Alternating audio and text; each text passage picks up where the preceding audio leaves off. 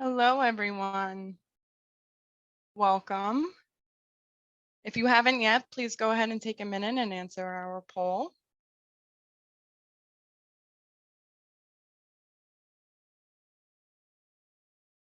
While we're waiting, I just want to let you all know that this is a webinar and it is being recorded.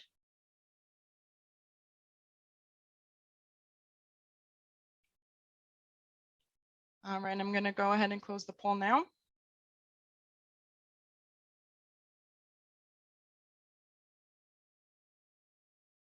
Okay, I am thrilled to welcome you all here to this first Deaf Leadership International Alliance, DLIA webinar. We have people from all over. We have people from Asia, Australia, the Pacific Islands, Europe, North America.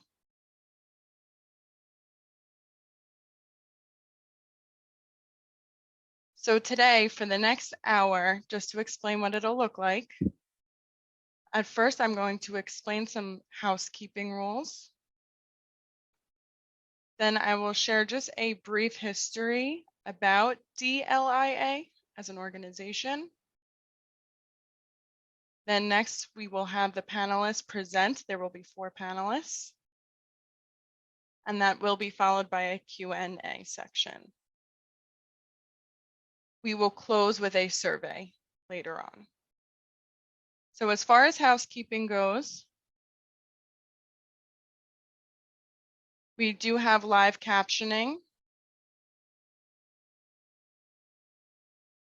That depends on what type of device you're using. You can click CC and it'll be ready for you at the bottom of the Zoom window. The chat box will be closed for the duration of the webinar. If you need any technical support throughout the presentation, you can use the Q&A feature. Also, during the presentation, if you think of a question, you can go ahead at any point and feed a question into that Q&A section. We will be responding at the end of the webinar after all of the presentations are done. We have 3 interpreters with us today. We have an ASL interpreter, we have a New Zealand interpreter, and we have an Iranian Sign Language interpreter. If you would prefer to move your boxes around on the screen so you can move the interpreters to see them as needed, please do. You can click and drag on the box you wish to see and drag it into position. You can also use the pin feature. You will see 3 dots or the ellipsis on the box. Click on that, and in the drop down, click on the option for pin for the person you would like to spotlight. Again, for tech support needs, please do go ahead to the Q&A section and type in your need there.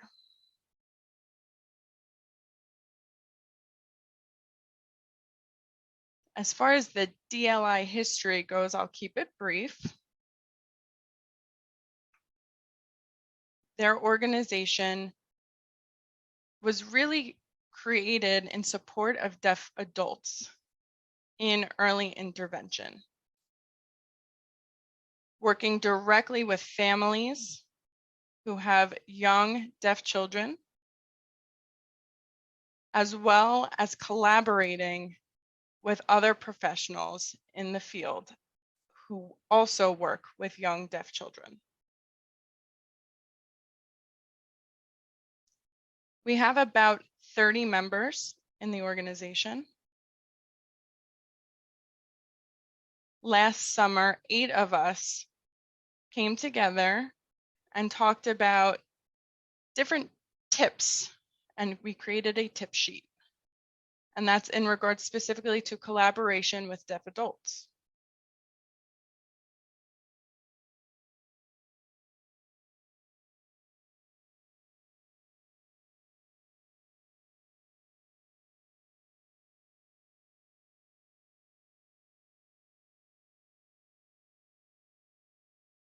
We released that tip sheet that you can see here last fall. We have 6 tips. What are those 6 tips? First one is infusing deaf adults throughout the early intervention system, including deaf adults with diverse experiences, involving the deaf community and organizations, immersing deaf culture, providing training, and identifying funding. I'd like to thank the 8 individuals who are involved in making that tip sheet, plus the interpreters as well. We had volunteer interpreters during our meeting. We're very thankful to them.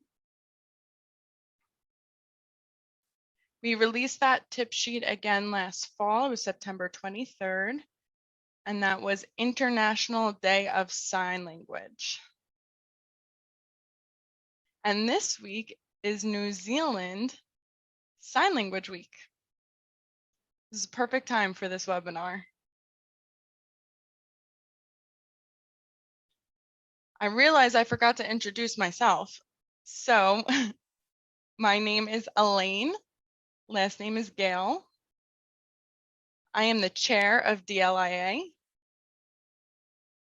I am also a professor at Hunter College. And that's a little bit about me. But the important thing is the panelists.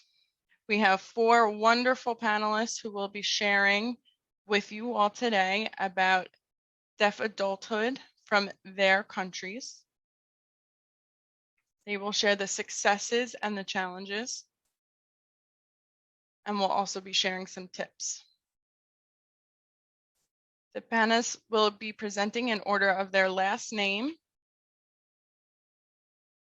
the order being first, Natasha Clote from New Zealand. Second is Jody Crace from the US. Third is Ruzbe or Rob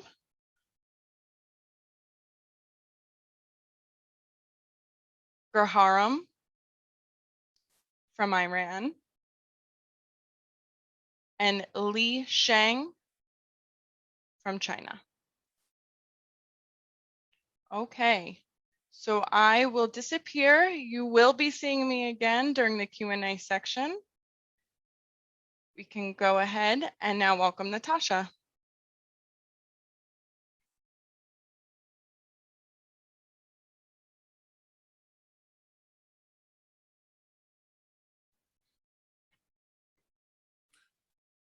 Good morning, everyone. As you know, my name is Natasha, and this is my sign name from the forehead. I am based all the way at the bottom of the globe in New Zealand. And as Elaine mentioned, this week is New Zealand Sign Language Week, as you can see here on my t-shirt. New Zealand Sign Language was declared an official language under law back in 2006. And every year since, we've hosted a New Zealand Sign Language Week.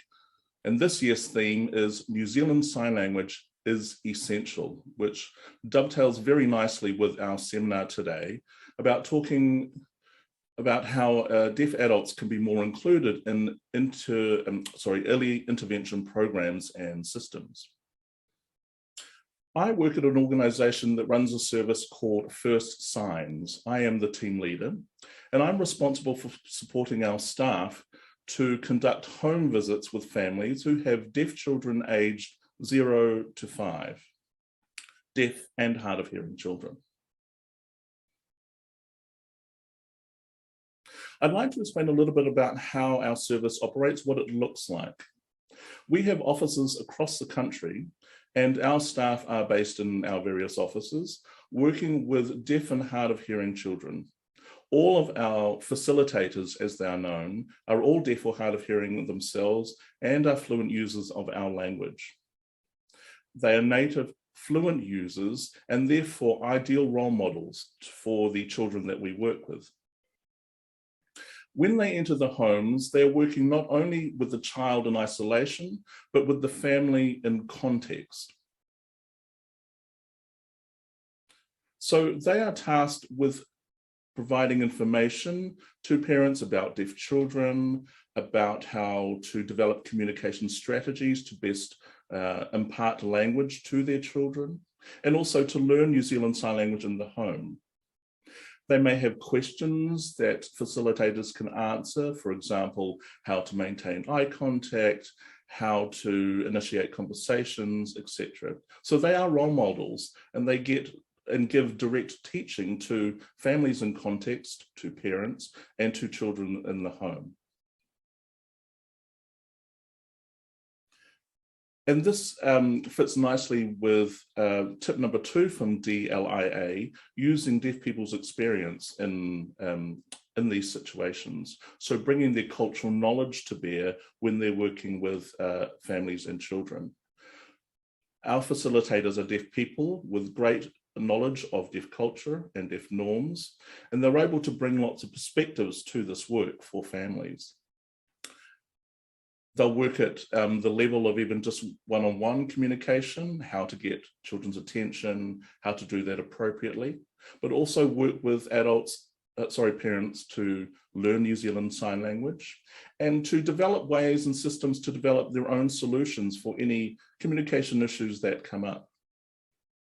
And this, of course, encourages parents to have more direct and involved communication relationships with their children.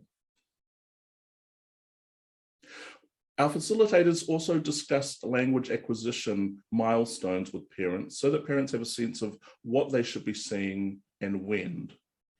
We talk about how it's important to have foundational language at the very early stages.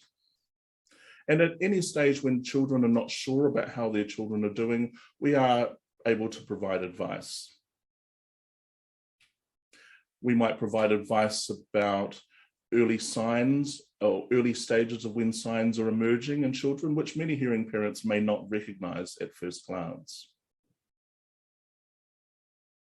We also encourage parents to consider a communication environment throughout the home, that using visual language or sign language isn't just about one-on-one communication with the child, but rather that they create a communication environment in the home that exposes the child to sign language in all aspects of living in a family, that the language should be used regularly with their child and with all members of the home.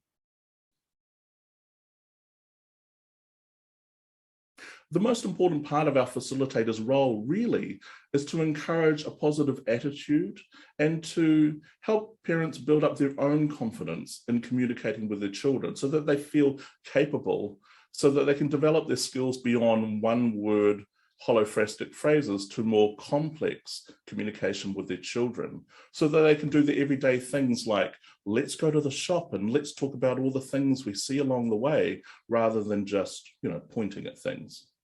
So we support these children and families in context, and we don't discriminate based on audiological status, whether they're implant users or not. We're all about preventing language delays.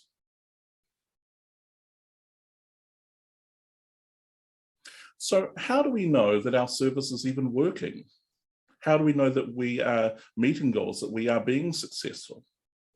Back in 2014, when we first started the service, it was a funded service, and we began only in 2 cities with 40 families. But within a year, we had to nationally roll out the service because of the demand. It grew so quickly and exponentially. We now, at peak, we're working with 220 different families, but now our caseload sits around 200 families or so. Of course, the pandemic had an effect on the entire world, and of course, therefore, had an effect on our service and the demand. Because we have offices across the country, we get referrals from all sorts of places. It does mean that our facilitators are out on the road a lot, visiting families. We've had a lot of feedback from families who have said that they've really enjoyed the close engagement that we give in our services from our facilitators. They feel supported and well led to be able to encourage sign language use in their homes. And we see that every day when we're out there working with them.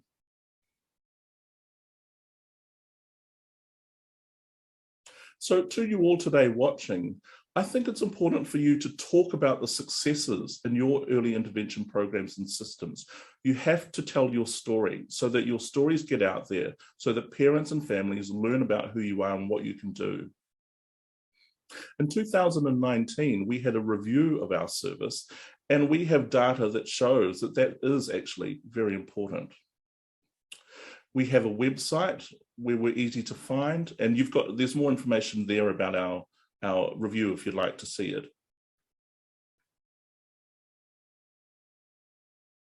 One tip that I like to share with families is about when you have young deaf children in the home, and I of course was a young deaf child in a hearing home, and my mum used to spend a lot of time on the phone. She would pace around the room on the phone talking to whoever about whatever.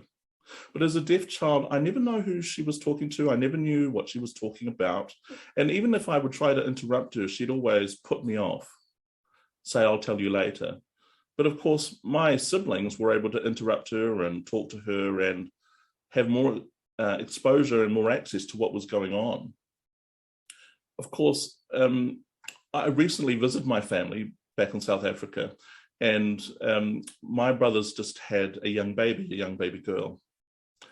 And now my mum can use modern technology like FaceTime as a hearing woman and have video phone calls with our hearing family members. And I think, yes, video calling, it's just one simple way to include deaf children more in family life. When I was watching this phone call between my mother and her grandchild, I thought, yes, we need to take advantage of technologies like that. We have to encourage families to try and build in language opportunities in every way that we operate in the home, even just a simple phone call to your family members. Those are opportunities for language learning.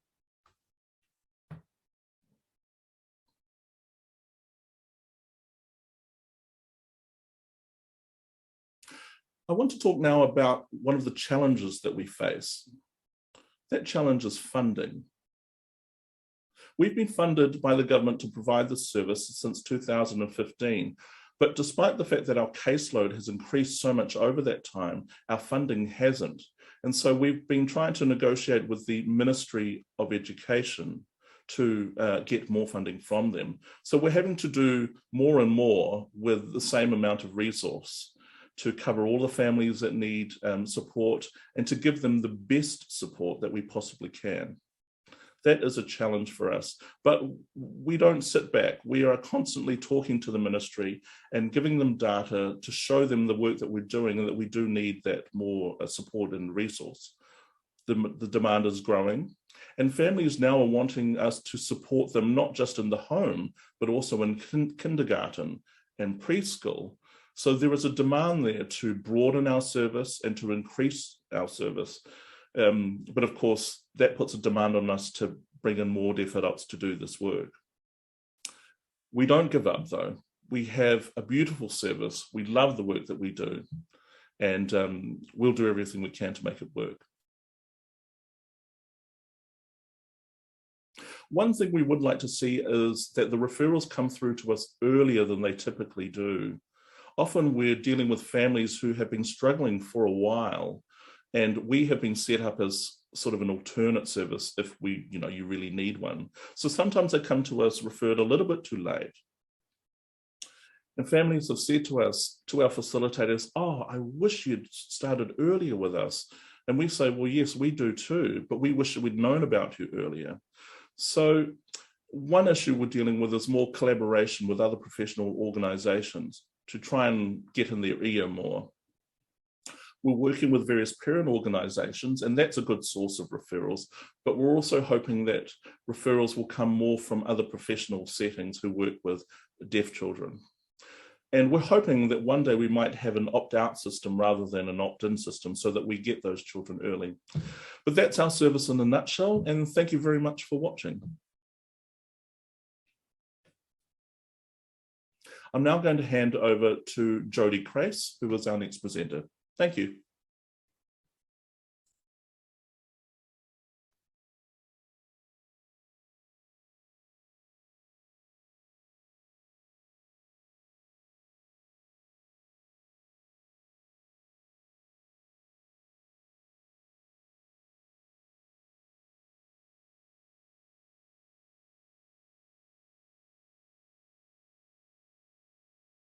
Hello.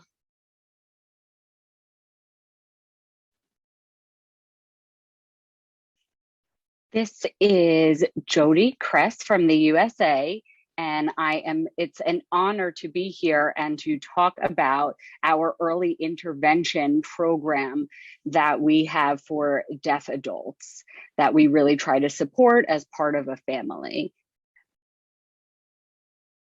I am showing here Sky High program that really focuses on a deaf mentorship.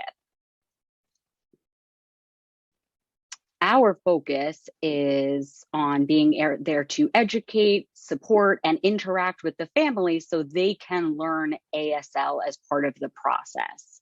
And we have a curriculum that we have pre-established that we follow. And we have a list with a plan of different activities and ideas, different terminology, and all things that we're able to provide to the parents in order for them to learn. So rather than it being all on the deaf mentor, this way they have a way of providing this information. So it's a smooth process throughout the entire program for everyone to be involved in. We have been working with deaf adults and having them involved in the program for quite some time, and more families and more professionals are recognizing the benefits and the importance of having deaf adults involved with these families to be there as support, education, and access to these families. So it's really great for us to have. Also, more and more deaf adults themselves are studying about early intervention and getting the certificates and taking the courses. So this way they are able to be involved and provide more services. So we have seen an increase in deaf adults wanting to be involved with this program, which has been wonderful. One thing that I do suggest, and I would like to mention, there is one benefit that I see as a long-term goal for the program in order to keep it going, is that to prevent against a high turnover. So if we're able to provide coaching opportunities for deaf adults so they can provide services to these families, I think it will help in the long term, because something that we've noticed is that they get aggravated and there's frustration when dealing with either L1 or L2 learners, with the hearing parents and their spoken language and the deaf first language, sign language users, that it has become a challenge for how they are able to communicate with one another. So for the deaf person, their experience growing up, what frustrations they had within a hearing world, it did seem like there was a bit of a separation, and that their experience is important. So trying to figure out how we could support these deaf adults to have these healthy, strong, dynamic relationships and feed into the families, that we realize that this coaching perspective, in order to get them through to the mentorship, is something that's very beneficial. We also recognized that with more of the increase and everything going on, that mental health was really important, and that was a key topic, all over the world right now. That's something that we see, and it's very important for the deaf individuals to be able to have that discussion about mental health and everything that they're seeing and how to advocate and how to support them. And that's something that a lot of the deaf individuals were recognizing within the families. And there is some of this resistance, which we understand, and that's normal. It's a new experience for the hearing families. It's a new culture. It's a new language. It's a lot that they have on their plate and trying to manage and balance all of it. So to have this deaf child born that is not like me, having for them to change their way of thinking and having a difference of values that they're trying to learn and educate, we're realizing that that awareness of mental health is also a really important benefit for the mentors to have. So that is a tip that I would like to put out there as well for the deaf mentors or the deaf role models to keep in mind when they're with their families. Just be a little cognizant of some mental health issues or concerns that may come up. There are also some challenges that we think are considering that if there's a lot of deaf adults and a lot of programs and we're having these courses and we have these trainings, that we might max out with what we're there to provide to the hearing community. And we also need to make sure that we are also providing for the deaf community and the deaf mentors and their needs. So we need to increase those coaches. We need to find people that have experience within the field of early intervention, coaches who are, on the ground level, they're providing that support, teaching the family, and then can also work with the coaches and spread their knowledge and leadership to the deaf community. So I think that'll also help prevent against burnout. This field, the human development, human relations, it's very emotional, and trying to constantly do that interaction while at the same time trying to protect our community. We see that there are all of these needs and they are constant. You have to develop trust and feel that there is a safe environment in order for this to grow and develop with that deaf mentor program. When it comes to funding from the federal government, it's nice as a startup to create that mentorship. That's great. But then going forward, after 5 years, after 10 years, we don't want it to be shutting down or running out of funds. We want to make sure that there is stability, and that is a challenge. So we need to make sure that there is funding in order for this to continue to grow and to develop, and this way we can have more people going through the programs and they're supporting the families. Thank you so much for watching and learning about our program here in America.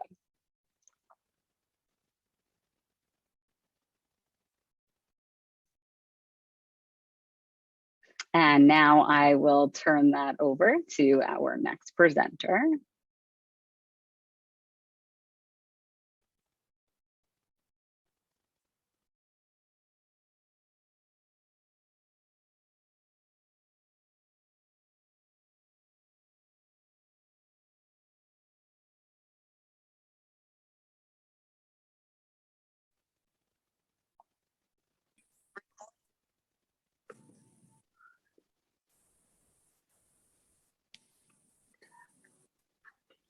And my name is Rob. I live here in Edmonton.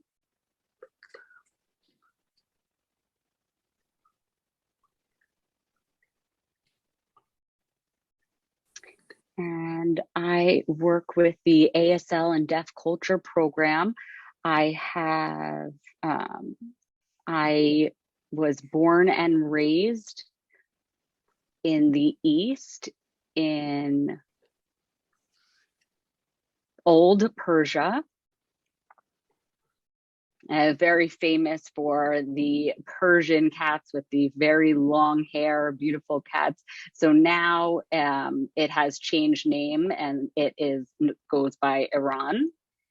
And there is a lot of oil in that area that is drilled and sold. So growing up there, being deaf, I had a deaf school. I had limited access to sign language, so it was very frustrating. The system was very oral and relied on a lot of lip reading. The involvement in the deaf community was very eye-opening, and I had to take a look inside myself and find who my identity was. And it took me a lot of time to figure out what I would like to do. I decided to go to the university and do a lot more research and look more into it. And I decided to move here to Canada, but I still have a lot of ties to my community back home, and I communicate and speak with a lot of people over there.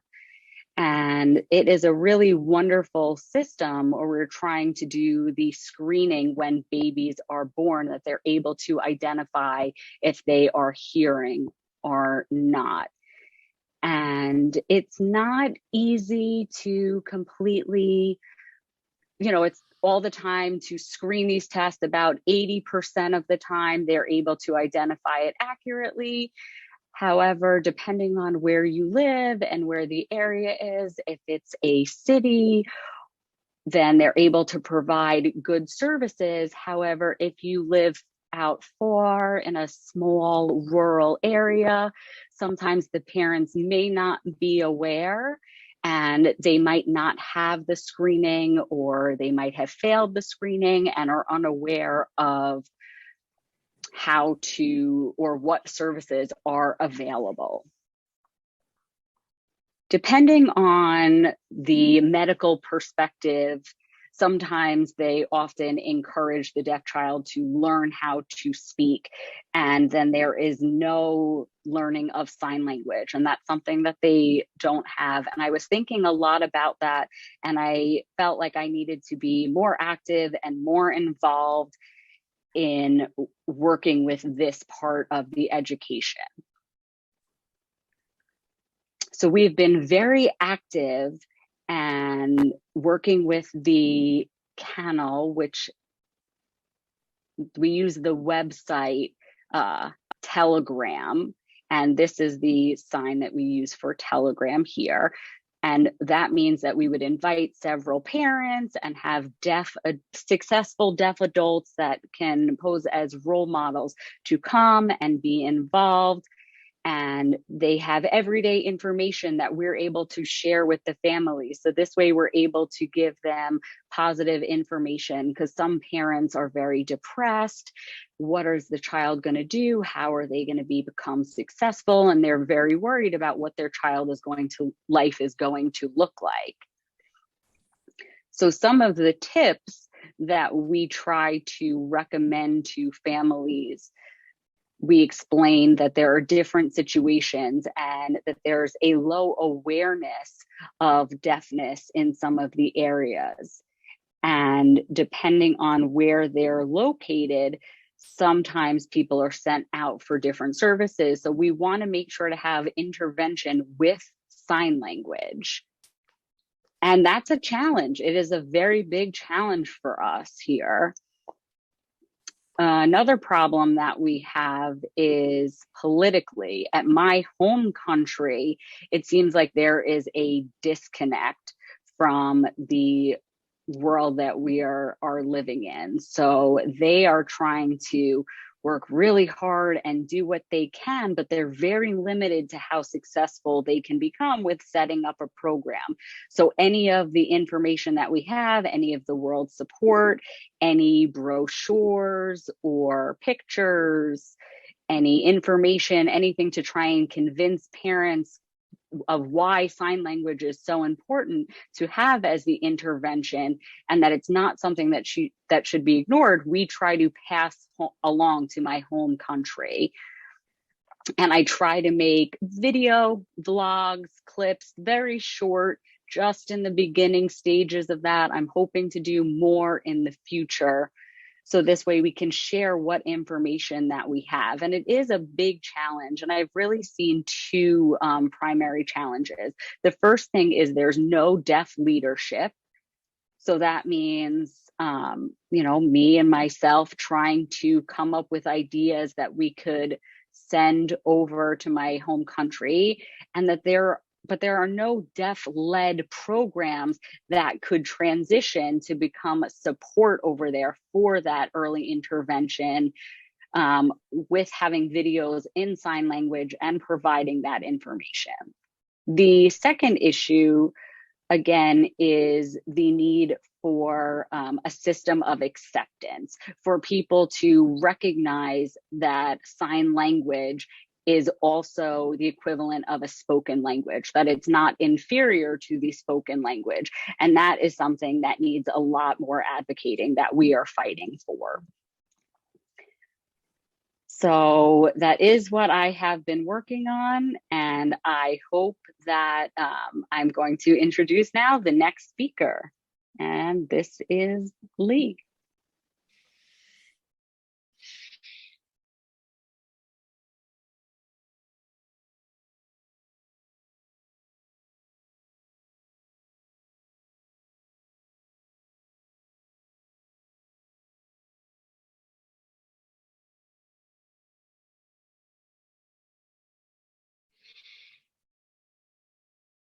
Hello, everyone.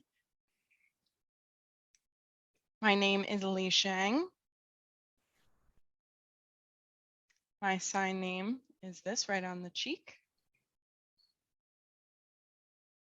I grew up in China.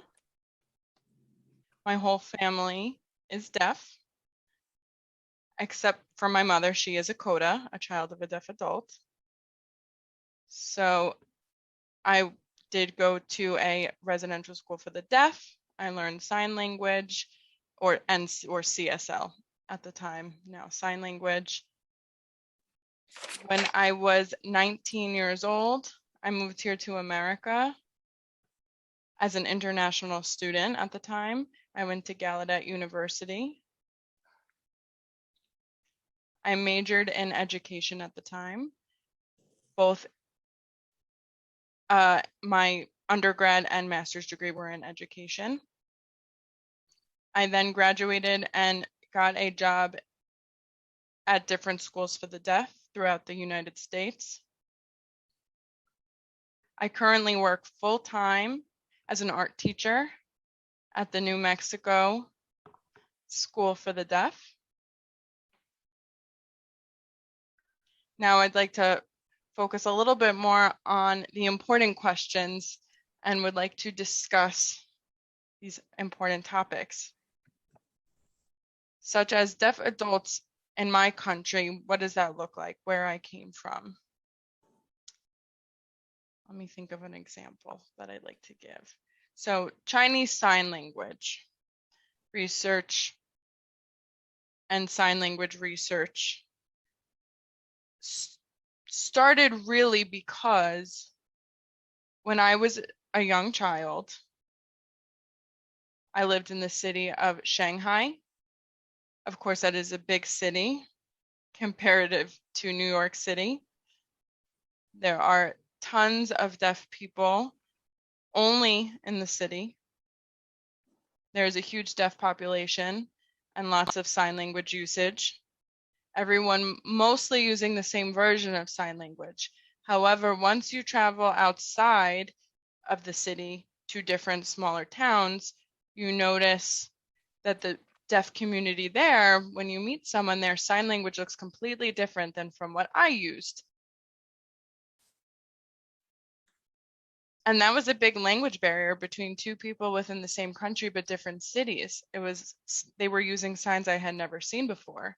So now my goal is to standardize or naturalize a sign language throughout the entire country, throughout research and studies, and get different sign languages from different regions and different places and banding together and screening through them and filtering through them and trying to create a standard and nationalized sign language.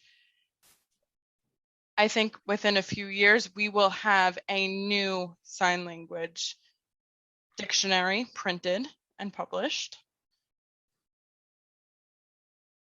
As far as a sign language school for the deaf, I think it will be in the capital, Beijing. We would like to set up or found a school there, and that can be a great place for presentations, workshops, discussions, drafts of different paperwork in regards to people who are trying to also band together in this standardized language. We'd like deaf schools then in different regions as well to get word of this project and help us expand it further.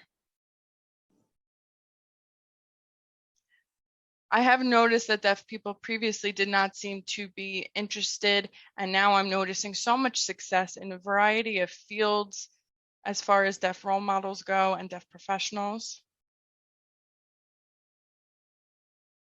Tan Ting.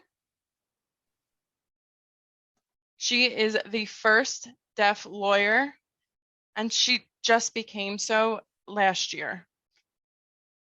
She fought very hard to get through the system and get there, and she is now the first deaf lawyer. Another successful deaf role model is DLIA, and they are the first disabled lead dancer, and they travel nationally and are very successful, equivalent to hearing performers. The third professional is a woman by the name of Zhen Juan, and they're the first woman to receive a PhD degree from the top university, which is Fudan University in China. It's the top university in the entire country, equivalent to Harvard University or MIT or Stanford, the Ivy League universities here in America. And that is a great honor. And that also, she just received that degree a year ago, and now there is growing awareness and recognition in deaf professionals and their successes. My tips to the community would be that we need deaf schools to hire more deaf teachers. Qualified is the important word. I'd like to emphasize qualified deaf teachers. Interpreting programs need to expand. Right now, there's just a select few interpreting programs, just a few, and that is because people who can hear just don't show any interest.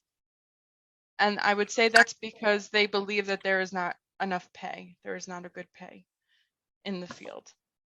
So now that I would like to really encourage different interpreting programs, schools for the deaf, I'd like to encourage them to continue forward and hopefully expand further.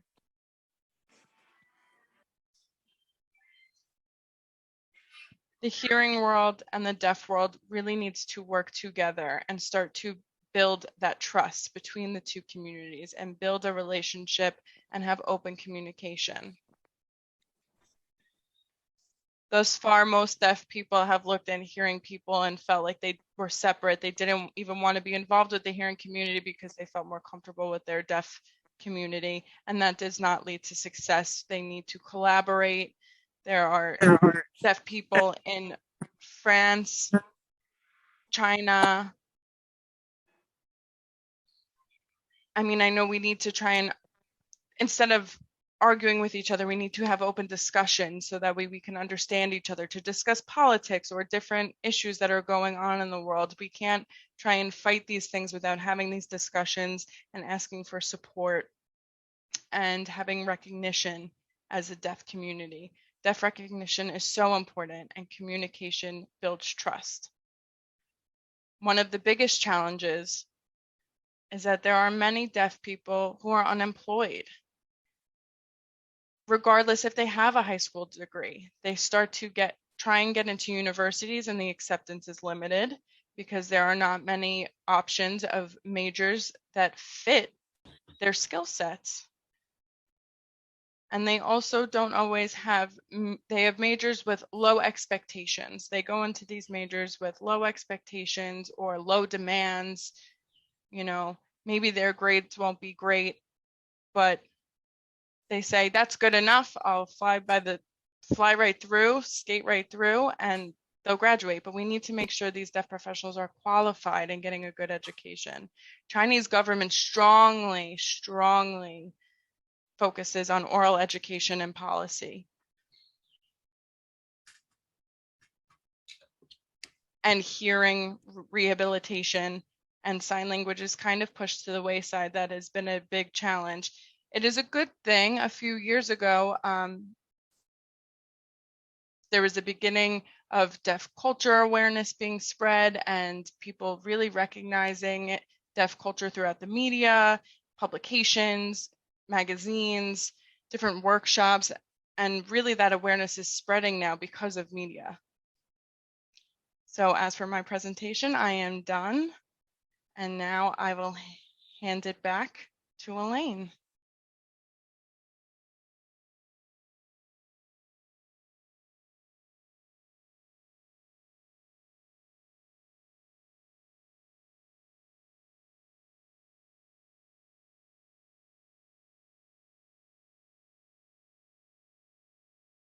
Okay, this is Elaine speaking now. Are all the panelists on? Do we have a spotlight for everyone?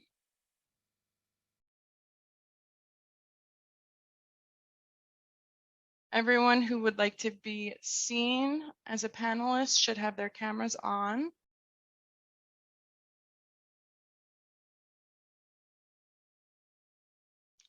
Rob, are you here? Yep, I'm here. All right, we have the spotlights all set up. All right, 8, we're all here. Wonderful.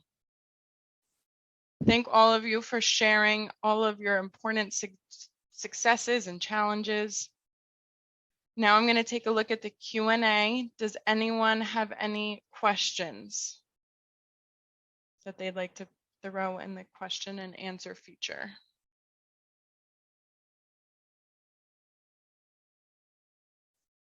If not, I'm going to start with a question.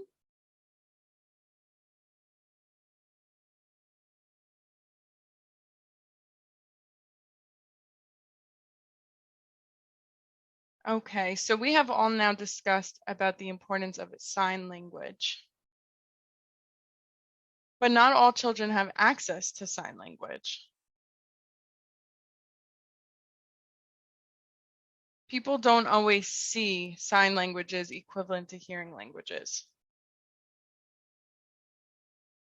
So what are some strategies that you all have done already and have noticed success in making people see sign languages equivalent to spoken languages?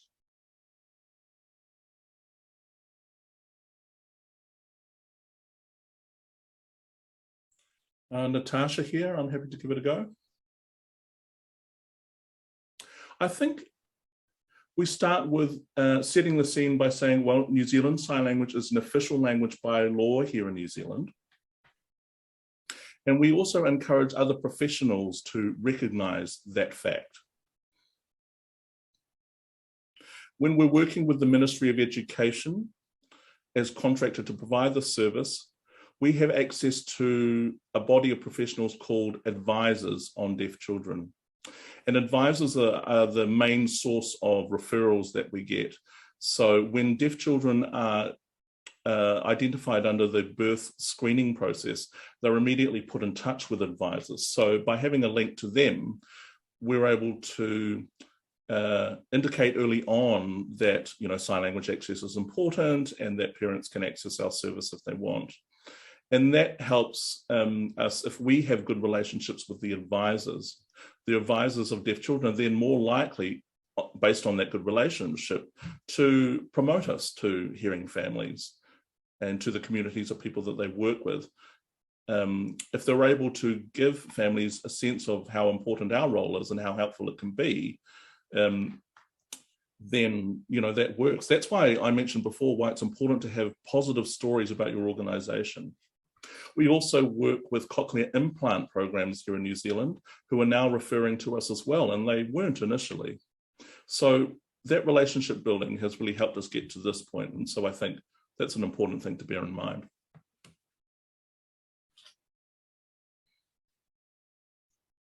Elaine, saying any other panelists, would you like to make any comments?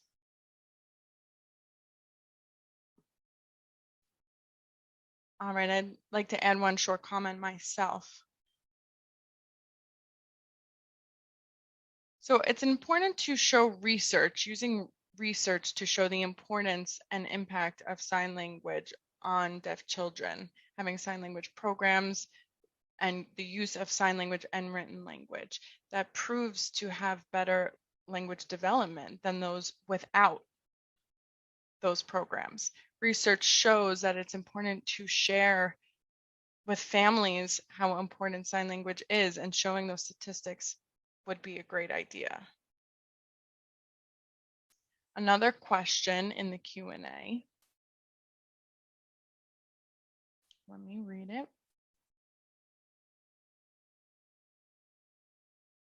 I have professionals who believe that it's not appropriate for families to meet deaf adults early on or right away. What perspectives can you all share to help professionals advise families differently?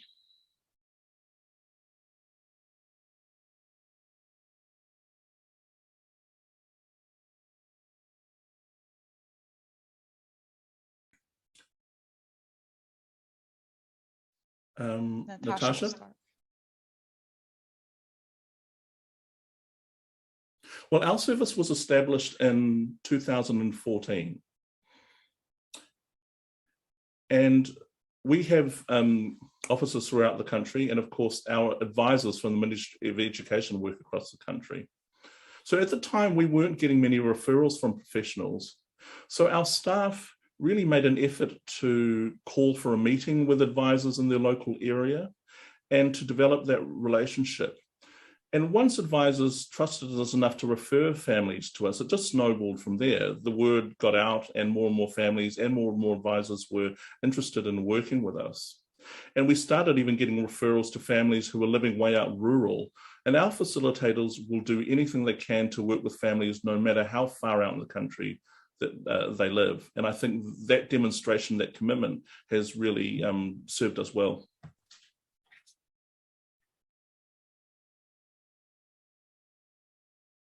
Jody, did you want to add anything? This is Jody speaking. Yes, sometimes I like to know the person, the individual. What are their values? What are their hopes? What are the things that they're good at? That's a good foundation of a conversation. It's a good place to start. And because sometimes in the beginning of a conversation, you keep hitting a wall and then it just drowns from there. So starting with what their values are, what are their beliefs? If their beliefs and values are not in line, we can maybe help change their mindset, change their perspective. It takes time. It does. It takes time. It's a lot of back and forth, a lot of discussion. There are some people who are just persistent in their ways and they are going to stay with what they believe and aren't open-minded. But there are other people who they get it and they are willing to change and they are willing to hear new perspectives and provide support in what ways they can. So you just have to remain persistent, have open dialogue, ask questions to prevent bias and provide a different perspective.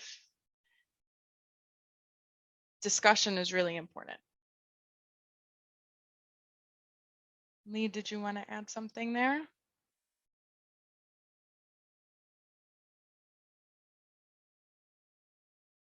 This is Lee now.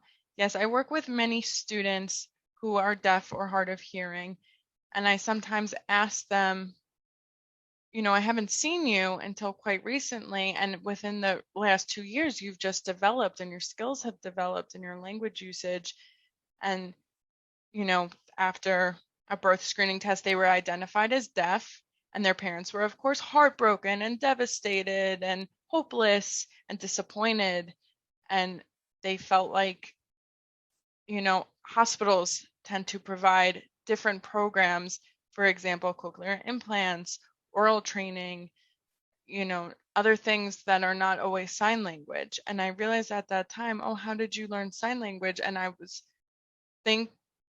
the person said, thankful for my school superintendent. They did a lot of work and worked very hard to get hospitals to now start referring users to, or families rather, in hospitals to use sign language in addition to these other resources.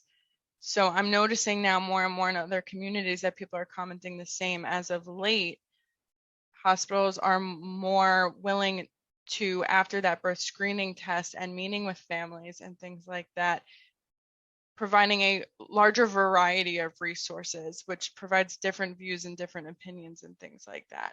Because I think later on they realize that, oh, there are deaf and hard of hearing individuals who can be successful, and they're thinking, what, you know, in the past, why are these individuals not referred thus far to these programs, and why are they falling behind?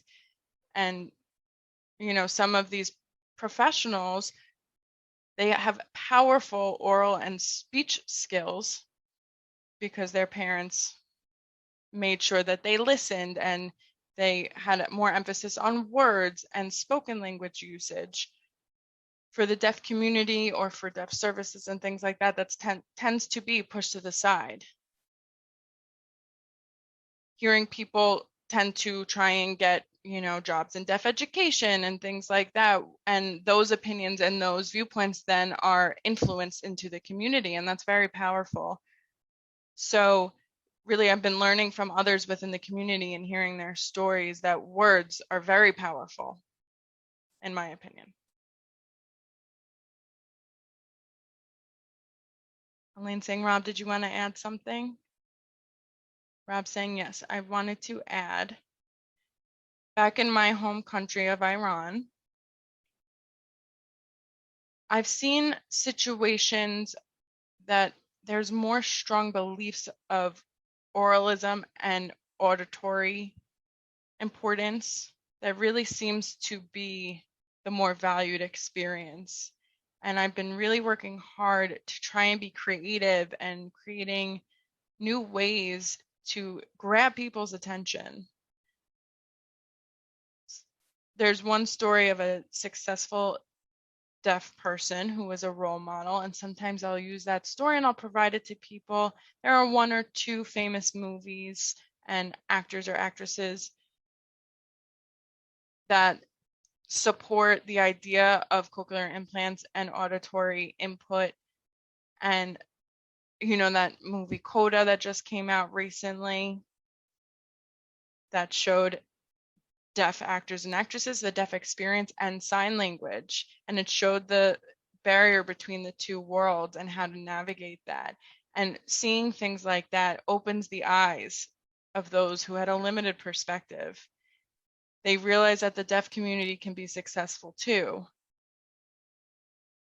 And that kind of makes it more clear for everyone. It's like a story just to be blasted and to go viral really quick. And it's almost like, you know, a hashtag. Someone does a popular hashtag and it goes viral and people are curious and they'll click on that hashtag and they can follow that story and see what's going on there. And that movie Coda really did change that in a way. It made people draw more attention to the deaf experience and sign language.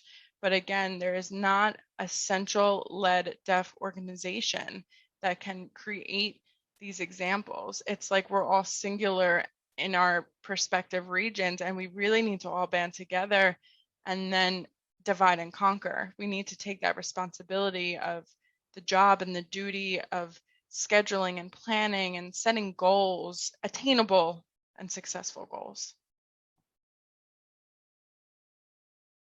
Elaine saying, Natasha, did you want to add? Yes, just to add to this. Recently, one of our cochlear implant programs got in touch with me about a family who wanted to access our service. But they were feeling quite overwhelmed with the number of professional appointments they have to go to all the time. And the cochlear implant program contacted us and asked how they could work with us and have combined appointments to try and work in with the families and their own needs and their schedules. So, you know, in the background, professionals trying to, you know, logistically make it easier for families to actually access all of our services in ways that don't overwhelm them and don't take up so much time. So being able to work together in that way, I think, is something we should be looking to as well. Thanks. This is Elaine speaking. I just wanted to add, we have 2 minutes left. Thank you so much for all of your answers and your commentary. That was great. I just wanted to add that it's really important for professionals for families who have access, who have deaf adults who have access to early intervention. Studies show that parents who have and want access to deaf adults, they feel more confident in raising their child.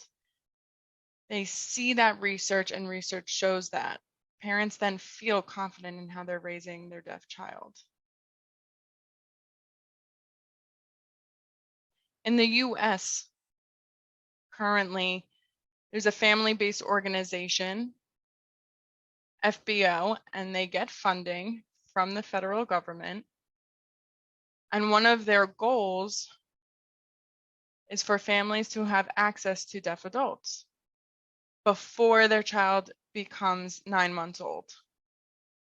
So professionals who see that goal and meet that goal, one state in particular, California, I noticed in our Q&A, it's going to close in a few minutes, but anyway, they are doing a 1-3-6 model. By 1 month, all babies need to be screened for their hearing development. By 3 months, if they did not pass, meaning by 3 months, there needs to be a follow-up with an audiologist. If they still don't pass, then by 6 months, they go into an early intervention program. California added 9 months. So by 9 months, they have access to deaf adults, meaning that's awareness to and visualization to deaf adults other than their parents. So now they added a 1-3-6-9 model.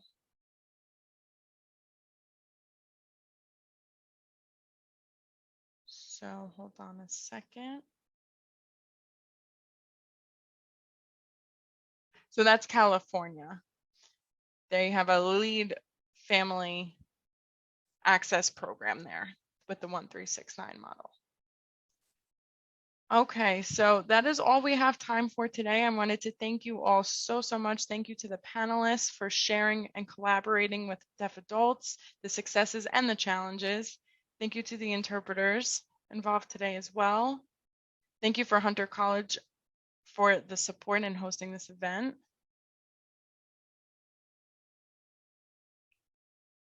Please take a moment and fill out and answer the survey. At the close of this meeting, you will see a survey pop up. You don't have to answer it all, but as much as you can would be helpful, or as much as you want. I hope to see you all in the future at future events. Bye-bye. Have a good evening or good morning or good afternoon, wherever you're calling in from.